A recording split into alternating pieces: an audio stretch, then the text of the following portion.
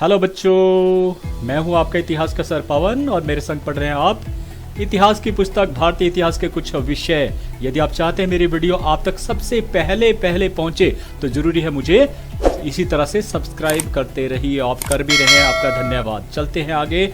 हम पढ़ रहे हैं आपका अध्याय 4 विचारक, विश्वास और इमारतें, और आज हम पढ़ रहे हैं भाग 6, मतलब आधे से ज्यादा आपका चैप्टर कंप्लीट हो चुका है। और आज के हमारे जो विषय रहने वाले हैं वो है बौद्ध संघ। ये संघ बनाने की आवश्यकता क्यों पड़ी इसके बारे में जान पाएंगे। और दूसरा, बौद्ध धर्म के शीघ्र प्रसार के कारण जो है क्या थी, ये वेरी इंपॉर्टेंट है। कई बार जो है वो आपके एग्जाम में आ चुका है, तो इसके बारे में भी चर्चा करेंगे। लेकिन जो पिछली जो वीडियो थी, देखिए मैंने बहुत चाव के साथ उस वीडियो को बनाया था ये करने के लिए कि ताकि आप सचमुच जिंदगी का कुछ एक सार जो सीख जाएं कि कैसे जिंदगी जी जाती है।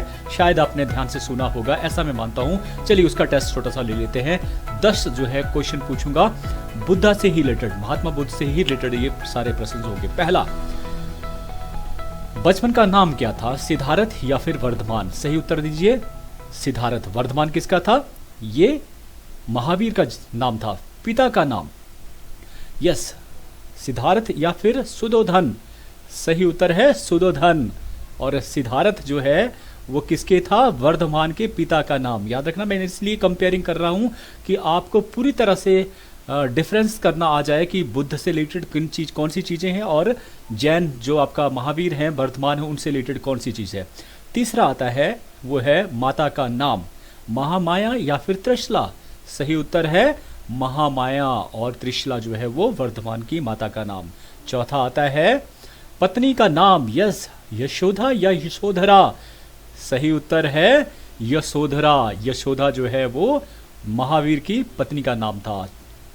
पांचवा आता है बेटे का नाम। यस, बेटे का नाम, बुद्ध के बेटे का नाम, प्रियदर्शना या फिर राहुल? तो सही उत्तर है राहुल। प्रियदर्शना जो है वो वर्धमान की बेटी का नाम था। फिर सातवां आता है, सिक्स्थ आता है ज्ञान प्राप्त हुआ कितने वर्ष में? 42 वर्ष में या 35 वर्ष में? सही उत्तर है 35 वर्ष में, और 42 वर्ष में वर्धमान महावीर को ज्ञान प्राप्त हुआ था। सातवां आता है कि पहला उपदेश कहां दिया बुद्ध ने? पहला उपदेश कहां दिया, सारनाथ या राजगाह में? सही उत्तर है सारनाथ में दिया था। आठवां आता है कि महापरिनिर्वाण जो घटना, मृत्यु, कब हुई महात्मा बुद्ध की? 527 ईसा पूर्व में या 487 ईसा पूर्व में? सही उत्तर है 487 ईसा पूर्व में, और 527 ईसा पूर्व में किसकी हुई थी? वर्धमान महावीर की। और 9वां आता है कि कठोर तप किया गया, बुद्ध ने कितने वर्षों तक तप किया? 12 वर्ष या फिर 6 वर्ष? सही उत्तर है 6 वर्ष, और 12 वर्ष तक महावीर ने किया था। अंतिम प्रश्न, शिक्षाओं का वर्णन, बुद्ध की जो शिक्षाओं का वर्णन है वो कौन से पिटक में है? सूत पिटक, विनय पिटक, फिर अभिधम पिटक? सही उत्तर है सूत पिटक। ठीक है, तो आपके 10 के 10 नंबर है, इसका मतलब आपने सही से सुना था। चलिए आज पढ़ते हैं ये 2 विषय। पहले लेते हैं बौद्ध संघ। संघ से मतलब होता है कि भिक्षुओं और भिक्षुणियों का एक गठन बनाना, एक संगठन बनाना, उसको कहा जाता है संघ। देखिए नाम आता है भिक्षुओं। भिक्षुओं जो भीख मांगकर अपना गुजारा करते थे। देखिए बौद्ध में परंपरा थी कि जब भी कोई जो है बौद्ध बनना चाहता था तो उसकी कोई परंपराएं थी, और सबसे इंपॉर्टेंट था कि उसे उसका जो गुजारा होगा वो भीख मांग कर ही करना होगा। और इस तरह जो स्त्री है उनको क्या कहा जाएगा? भिक्षुनियां, है ना। तो इनका जो एक दल होता था या संगठन होता था उसे कहा जाता था संघ। तो क्लियर हो गया संघ। अब महात्मा बुद्ध ने अपने अनुयायियों को संगठित करने के लिए इन संघों की स्थापना की कि धर्म जो है एक तो संगठित हो और फिर संगठित होकर उस धर्म का प्रचार हो, इसलिए जो है वो बौद्ध संघ बनाए गए। लेकिन धीरे धीरे ये जो संघ थे वो शक्तिशाली होती गई, एक शक्तिशाली संस्था बन गई, और इस कारण ये धर्म जो है बड़े तेजी के साथ जो है आगे बढ़ा।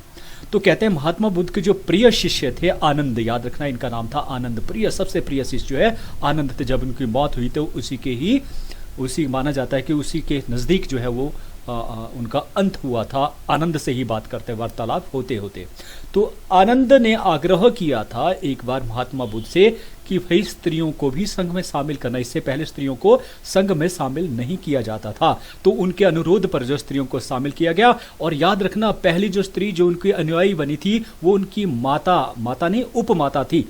जिनका नाम था महाप्रजापति गौतमी। याद रखना, महाप्रजापति गौतमी, जिन्होंने उनका लाड प्यार से उनका पालन पोषण किया था उनकी माता महामाया के मरने के पश्चात, तो वो सबसे पहले अनुयायी उनके बने। ठीक है, तो जो स्त्रियां निर्वाण प्राप्त करती थी, मतलब जो 12 के 12 नियमों के अनुसार अपने जीवन जीती थी और उन्हें निर्वाण प्राप्त होता था, तो उन्हें कहा जाता था थेरी। ये शब्द भी कई बार पूछा जाता है, थेरी शब्द है ना। प्रत्येक जो पुरुष अथवा जो स्त्री होती थी जिनकी आयु 15 वर्ष होती है, बौद्ध परंपरा के अनुसार वो बौद्ध संघ का सदस्य बन सकता है, लेकिन सदस्य बनने के लिए उसे सबसे पहले अपने घर वालों की अनुमति लेनी होती है, फिर मुंडन करवाना होता है, बाल काटने पड़ते, चाहे स्त्री हो चाहे पुरुष हो, और फिर उसे पीले वस्त्र धारण करना पड़ते हैं और एक शपथ लेनी पड़ती है। और शपथ क्या है कि मैं बुद्ध की शरण में लेता हूं, मैं बुद्ध की शरण लेता हूं, मैं धम्म की, याद रखना, या मैं धम्म की शरण लेता हूं, जो धर्म है इनका उसकी शरण लेता हूं, और मैं संघ की शरण लेता हूं। संघ की बात हम कर चुके, ये शपथ उसे लेना पड़ती है। तो इस तरह से फिर वो क्या बन जाता है, इस संघ का सदस्य बन जाता है। लेकिन इसके बाद भी 10 वर्ष तक जो है उसी बौद्ध संघ में रहकर उसे शिक्षा भी ग्रहण करना पड़ती है। क्लियर है। अब कुछ एक नियम है उनके जो पालन करना बहुत जरूरी है, जिसमें से मुख्य नियम क्या है। एक तो ब्रह्मचर्य का पालन, कभी भी उसकी शादी नहीं कर सकता है वो, ब्रह्मचर्य का पालन। दूसरा, जीवों को वो कष्ट नहीं दे। तीसरी, ये शपथ लेता है इस तरह की, वो दूसरों की संपत्ति की इच्छा ना रखे, सदा सत्य बोले, मादक पदार्थों का सेवन ना करे, नृत्य गान में भाग ना ले, सुगंधित वस्तुओं से दूर रहे, उनका प्रयोग ना करे, और गद्देदार वस्त्र पर ना सोना, मतलब आराम परस्ती से दूर रखना जितना हो सके, है ना। तो ये उनको जो है नियम अपने जीवन में रखना पड़ते हैं। तो चलिए अब बात करते हैं, ये पढ़ लिया हमने बौद्ध संघ के बारे में। अब आती है बात कि ये धर्म जो है शीघ्र क्यों फैला, इसके पीछे कारण क्या थे। तो महात्मा बुद्ध ने जिस धर्म की स्थापना भारतवर्ष में की थी, वो शीघ्र ही वो धर्म जो है भारत ही नहीं अपितु विश्व के अन्य देश, जिसमें चीन शामिल था, श्रीलंका, जापान, वर्मा जिसे म्यांमार कहा जाता है आजकल, थाईलैंड, जावा, कंबोडिया, तिब्बत और इंडोनेशिया में जाकर ये फैल गया। जहां भी ब्लू जो है वो जो लाइनें हैं, इन जगह के ऊपर ये धर्म जो है फैल गया। अब इसके पीछे जो कारण थे, नंबर 1 पहला कारण है वो है अनुकूल समय। देखिए जो समय होता है, कहते हैं जब आपके फेवर में कोई समय आता है तो हर चीज जो अच्छी होती है, तो वैसा ही उनका जो समय था वो बहुत फेवरेबल था। क्यों? क्योंकि उस समय हिंदू धर्म बहुत जटिल और खर्चीला हो चुका था।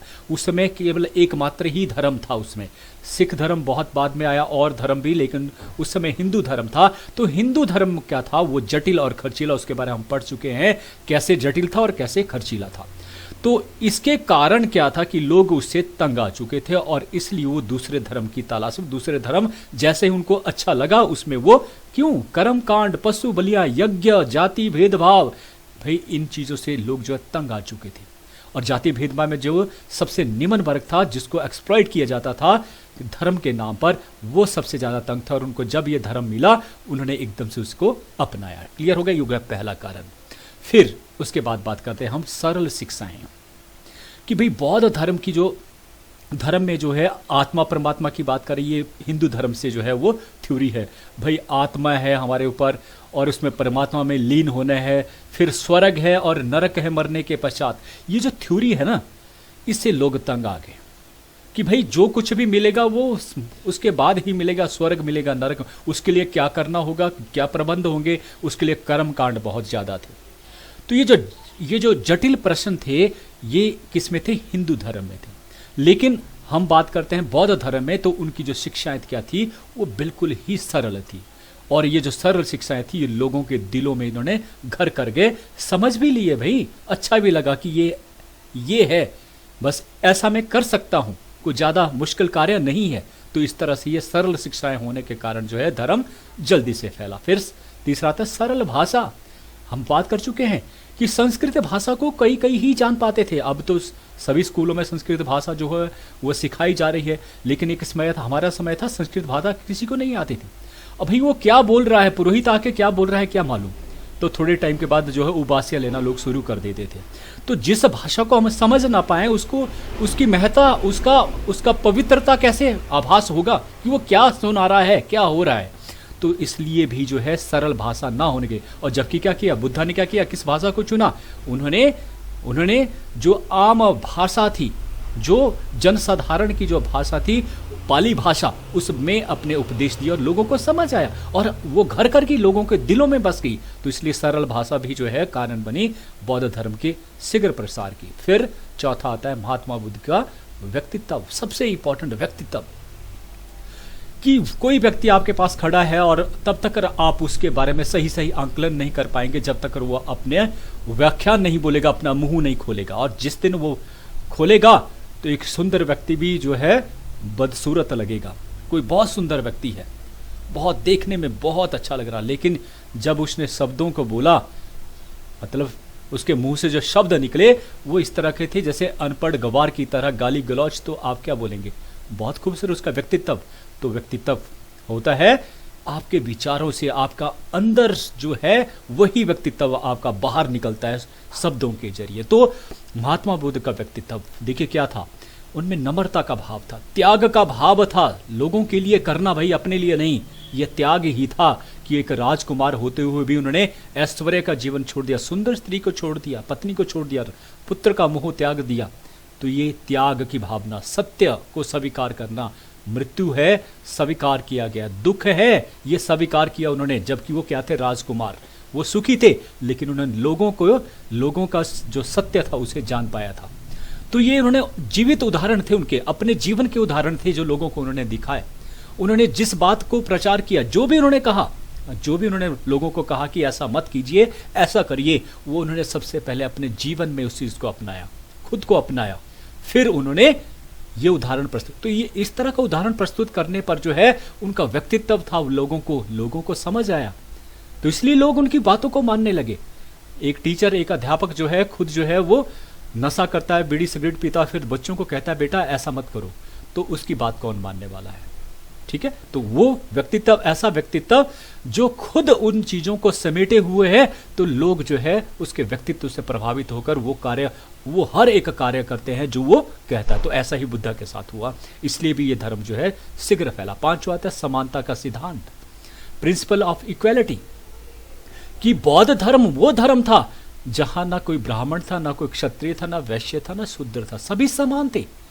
भाई ऐसा भाव आना ऐसे धर्म में, तो वो धर्म ही नजर आता है ना, वो धर्म ही नजर आता है। वो शब्दों की महत्ता बढ़ जाती है जब ऐसा होता है, क्योंकि धर्म अपने आप में क्या है? बराबर है, कोई छोटा या बड़ा नहीं है। तो महात्मा बुद्ध के अनुसार देखिए क्या उन्होंने शब्द इस्तेमाल किए कि मनुष्य के कर्म ही उसे ब्राह्मण भी बनाता है और उसे शूद्र भी बनाता है। याद रखना यहां पर शूद्र हो, तो उसके कर्म इंपॉर्टेंट है। ब्राह्मण होते हुए भी वो कर्म कैसे करे? नीच करे तो वो शूद्र हुआ, नीच हुआ। तो ये उन्होंने कहा, जब ये डेफिनेशन जो है उन्होंने दी तो लोग समझ आए, ये है धार्मिकता, इसको ये कहते हैं धार्मिकता, चापलूसी नहीं है। इसके अतिरिक्त स्त्रियों तथा पुरुषों का समान अधिकार, स्त्रियों की स्थिति और जो शूद्रों की स्थिति उस समय सबसे नरक के समान थी। स्त्रियों को भी क्या समझा जाता था? पैरों की जूती। उन्होंने कहा बराबर का दर्जा।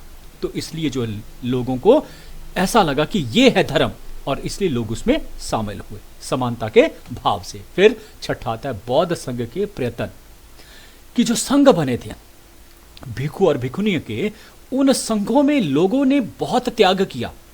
और त्याग तो किया, जो उनको दिया गया था, जो उनको कहा गया था बुद्धा के द्वारा, उन्होंने ठीक उसी रास्ते पर चलते हुए, कोई अलग रास्ते नहीं अपनाया। उन्होंने अपने जीवन को पवित्र बनाया। सबसे पहले लोगों के सामने वैसा ही किया जैसे बुद्धा ने किया। पहले अपने आप को बनाया, फिर दूसरे के समक्ष जो उदाहरण प्रस्तुत किया, तो लोगों ने उनसे भी प्रभावित हुए, उन भिक्षुओं से। क्योंकि देखो भिक्षुओं का कार्य क्या होता है कि दिन भर जाएंगे, भिक्षा भी मांगेंगे और अपने धर्म का प्रचार भी करेंगे, अच्छी बातें भी कहेंगे लोगों में जाकर अंदर। ठीक है, तो इस प्रकार से धर्म का प्रचार भी हो गया और साथ तो ये इससे क्या हुआ, इनके जो प्रयत्न थे भी लोग प्रभावित हुए उन विचारों से, तो इसीलिए तभी तो वो आए उस धर्म में। तो ये भी छठा कारण बना। सातवां था बौद्ध विश्वविद्यालय की। देखिए कि जब भी कोई बौद्ध संघ हुए, उन संघों में शिक्षा दी जाती थी, और आज तक करके जब वो जो शिक्षा, वो बेशक धार्मिक शिक्षा थी, बौद्ध की ही शिक्षाएं दी जाती थी, लेकिन ये बौद्ध धर्म की जो शिक्षाएं इतनी अच्छी थी कि लोग दूर दूर से, विदेशों से भी उसकी शिक्षाओं को ग्रहण नहीं पढ़ने के लिए आते थे, ये अलग चीज है कि जब वो उनको पढ़ते थे और समझते थे तो उन्हीं के ही हो जाते थे। और जब वो अपने देश लौटते थे ना, तो वो जो शिक्षाएं थी कहीं ना कहीं उनके दिलों में जो है समा जाती। ऐसा होता है ना कि जब कभी आप कहीं अच्छा कहीं शादी लगी है ना, तो आप वहां से आए तो घर में भी वही माहौल होती, वही रौनक होती है, चेहरे के ऊपर भी। तो वो आपको कई दिनों तक अच्छा हो ना, कोई भी चीज़ अच्छी हो तो उसको काफ़ी लंबे समय तक आपके दिलो दिमाग में छा जाता है। कोई अच्छा गाना सुन लिया आपने तो थोड़ी देर के लिए आप उस गाने का जो रोमांच है वो आपके पूरे जिस्म में बोलता है, और आप काम कर रहे हैं तो वो गाना ही बज रहा है आपके दिमाग में और उसको गा भी रहे हैं। तो ये होता है अच्छे का इम्पैक्ट। तो बौद्ध जो विश्वविद्यालय स्थापित हो गए भी छोटे छोटे करके, बाद में क्या हो गया, तक्षशिला जैसे, तक्षशिला, नालंदा, ये बड़ी यूनिवर्सिटी उस समय थी जहां पर विश्व से जो विद्यार्थी थे वो बौद्ध धर्म का अध्ययन करने के लिए आते थे। ये बड़ी बात है। तभी तो हम कहते हैं कि हम प्राउड फील करें अपनी उस सभ्यता, उस संस्कृति से कि इन लोगों ने क्या किया। लेकिन हम कितने नालायक निकले, कितने लायक निकले, वो तो आप लोग ही ज्यादा समझ पाते हैं। तो भाई इन विश्वविद्यालयों में जो है जब आए विद्यार्थी आए तो लौटे जरूर, लेकिन लौटते हुए वो क्या ले गए, बौद्ध धर्म अपने साथ ले गए, और इस प्रकार वहां प्रचार भी हुआ, प्रसार भी हुआ। 8वां आता है राजकीय संरक्षण। राजकीय संरक्षण, राजाओं का संरक्षण मिलना। देखिए महात्मा बुद्ध के शासनकाल में मगध थे, बिम्बसार राजा शत्रु ने जो है उनको, या प्रसेनजीत थे, कौशल थे, लिच्छवी के जो शासक थे, उन्होंने जो है बौद्ध धर्म के प्रसार में सहयोग दिया। लेकिन इसके बाद भी, उसके पश्चात, उनकी मृत्यु के पश्चात भी, अगर हम बात करते हैं अशोक की बात करते हैं, कनिष्क की बात करते हैं, हर्ष की बात करते हैं, उन्होंने उनसे भी ज्यादा जो है अथक प्रयत्न किए इस धर्म को केवल भारत में नहीं, बल्कि कनिष्क जैसे लोग, अशोक जैसे लोगों ने विदेशों में जाकर जो है प्रचार के लिए जो भेजे, भिक्षु और भिक्षुओं को भेजा इस धर्म को प्रसारित करने के लिए। तो इसलिए धर्म जो है ज्यादा फैला, शीघ्र फैला। 9वां आता है समय अनुसार परिवर्तन, कि एक और इसमें चीज थी कि समय अनुसार परिवर्तन होना जो है वो बड़ा जरूरी है, क्योंकि समय ही खुद में परिवर्तन है। समय के अनुसार हर एक चीज बदलती रहती है, और जो व्यक्ति अपने आप को समय के अनुसार नहीं बदलता वो जल्दी पुराना हो जाता है। तो इसलिए तभी कहते हैं कि अपने आप को रिन्यू करना चाहिए, बच्चों के साथ, खुद जो है उनकी सदी के साथ, लेकिन ऐसे भी नहीं कि उनकी जो बुरी बातें हैं वो भी आपने जो है वो सीख ली, अच्छी बातों के लिए हम कह रहे हैं। तो परिवर्तन जो है अच्छा होना चाहिए। तो ये इसमें खास बात क्या थी कि परिवर्तन इन्होंने अपने धर्म में करते गए। हुआ क्या, जैसे कि कनिष्क का ही शासनकाल लेते हैं, तो कनिष्क के शासनकाल में लोगों ने जो है वो महात्मा बुद्ध को अपना भगवान की तरह जो पूजना शुरू कर दिया था, उसकी मूर्तियां बनाना शुरू कर दी थी।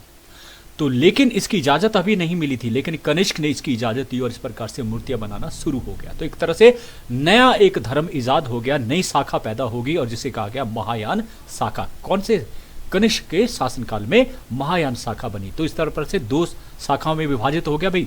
एक थी हीनयान, हीनयान मतलब जो महात्मा बुद्ध ने जैसे रास्ता दिखाया था, कोई बदलाव नहीं, कोई चीज नहीं, उसे कहा गया हीनयान शाखा।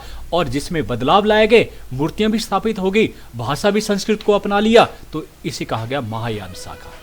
ठीक है, तो ये फर्क है। तो ये समय अनुसार उन्होंने परिवर्तन किया और नए करते रहो, इस प्रकार से जो इसको मानने वाले जो संख्या थी वो भी बढ़ती चली गई। फिर आता है 10वां, विरोधी धर्मों का अभाव। एक और इंपॉर्टेंट उस समय बात थी कि उस समय कोई ऐसा धर्म था ही नहीं, बुद्ध धर्म के अलावा कोई ऐसा धर्म जो बुद्ध की शिक्षाओं से मेल खाता हो या उससे भी अच्छा, ऐसा कोई धर्म नहीं था। मैंने कहा क्योंकि आपका सिख का धर्म है वो भी बहुत बाद जो है आया, इवन जो है ईसाई धर्म या मुस्लिम जो धर्म था वो भी उस समय नहीं था। तो भी केवल हिंदू धर्म और बौद्ध धर्म के बीच में जो है द्वंद्विता थी। अब हिंदू धर्म ने तो अपना ही खुद जो है बिगाड़ के रखा हुआ था। तो अगर मैं कहूं कि भाई मोदी जी के विपक्ष में हम देखें कि प्रधानमंत्री कौन हो, तो नजर नहीं आता है ना, कोई नजर नहीं आता। इसलिए लोग जो मोदी जी को जो है वो वोट देने में खड़े हो जाते हैं कि ठीक है भाई अब हम इन्हीं ही देंगे, दूसरा बताए तो सही कौन है उनके मुकाबले, जो उनसे भी ऊपर का हो, व्यक्ति हो। तो भाई महात्मा बुद्ध से ऊपर उनको कोई नजर नहीं आया इस धर्म से, या बुद्ध धर्म से अलावा उनको कोई दूसरा धर्म अच्छा नहीं लगा, इसलिए भी ये धर्म जो है वो शीघ्र फैला। तो ये 10 कारण थे और आपको समझ आ गए होंगे ऐसा मैं मानता हूं। लेकिन आज के लिए विचार, महात्मा बुद्ध क्या कहते थे कि जीवन मिलना भाग्य की बात है, जीवन मिलना भाग्य की बात है, मनुष्य होना समय की बात है, और मनुष्य के बाद लोगों के दिलों में जिंदा रहना, यह कर्मों की बात है। तो याद रखिए, कर्म बहुत इंपॉर्टेंट है, कर्म अच्छे कीजिए। इन्हीं शब्दों के साथ आपसे विदा लेता हूं, फिर मिलेंगे। थैंक यू, धन्यवाद आप सबका।